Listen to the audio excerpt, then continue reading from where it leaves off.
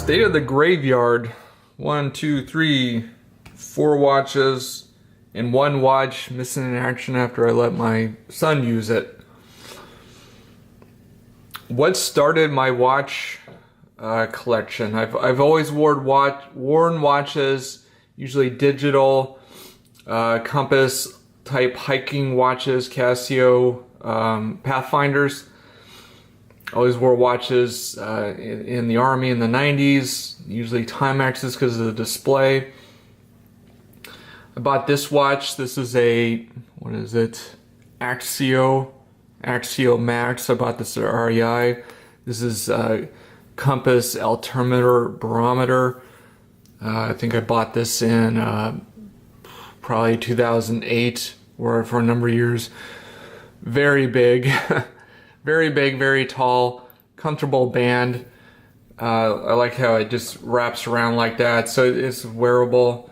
But I got into longboarding at the time, and went longboarding one evening after work, just down the street, hit a rock, flew off my board. The left side of my body hit the pavement, cracked it right there. It actually still works. I use a screwdriver and unscrew this, and it's a pretty large size battery, but this glass completely chipped. I don't think it's worth replacing. But after I started looking for a new watch, and it's like, yeah, maybe I should look for like an analog watch. And then that just started my, watch search for weeks on Amazon. Ended up buying what's missing from my collection is a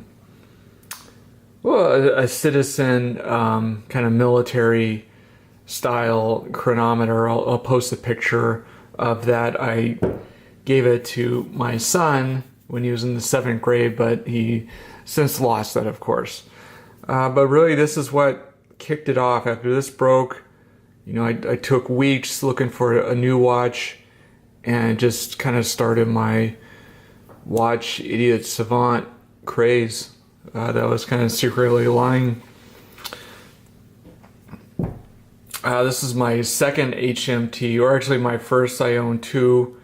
I was looking on eBay, looking around. I wanted to try the HMTs. Also wanted a kind of a gold case watch style, and so I landed on this. Great size. I wore it for a number of years on a brown strap, white dial. It still works, mechanical.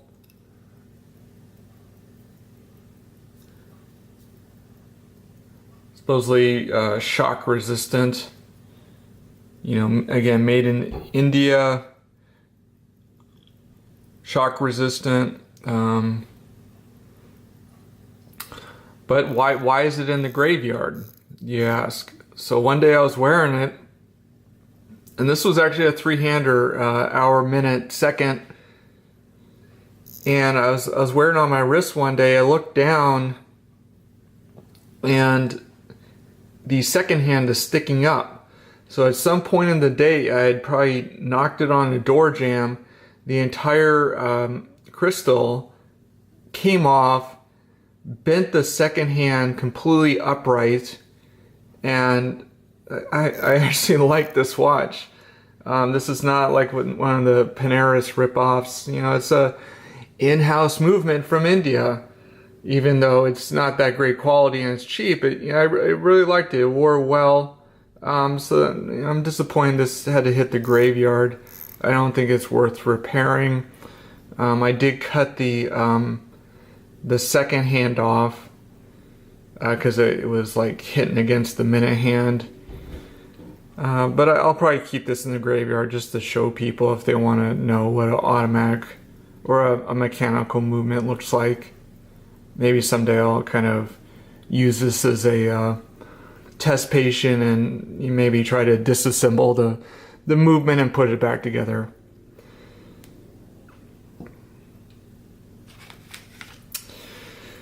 This is second kind of watch forum gift prize I won. Again, this is from Caveman Watch Forum. Ricky creates these. He makes custom printed dials. I don't know if it's not focusing well. It says Caveman Watch Forum Super Duper Chronometer. Again, he takes an existing cheap quartz watch, custom dial. I'm not sure if he put a custom bezel on this or not, but so you got the Pepsi look bezel, GMT style, even though it doesn't make sense. You don't have a GMT hand. But you got this Caribbean blue. And at the time when he sent this to me, I was just looking for a watch to scratch that Caribbean blue itch with white hands. Really love this. Kind of reminds me of a certain Doxa diver model that's about $1,200–$1,300. I wore this for a while. Great size on the wrist. Love that blue white hand color. I'm still looking for a quality watch with that Caribbean blue. Still haven't found one that's the right size for my wrist and affordable. So what's wrong with this watch? If you notice there's a bubble on the minute hand. I took this to a local swimming pool when I took the kids, thinking it'd be water resistant, but I guess what, it's not. It even says water resistant. It doesn't. Oh, it does. Water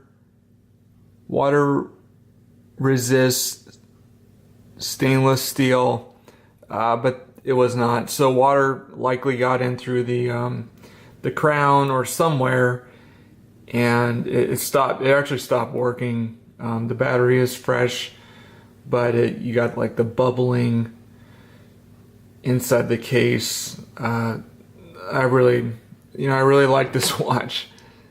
It was a great forum gift prize I got, but I'm keeping it. I'm not getting rid of it. So finally, this is another disappointment. This is a Marathon quartz, government issued watch for the military. If you haven't heard of these, look these up online. Marathon is a great brand. They sell a combination of either mechanical or quartz. Obviously it's a great military design. You get the 24 face design. It's kind of a small size.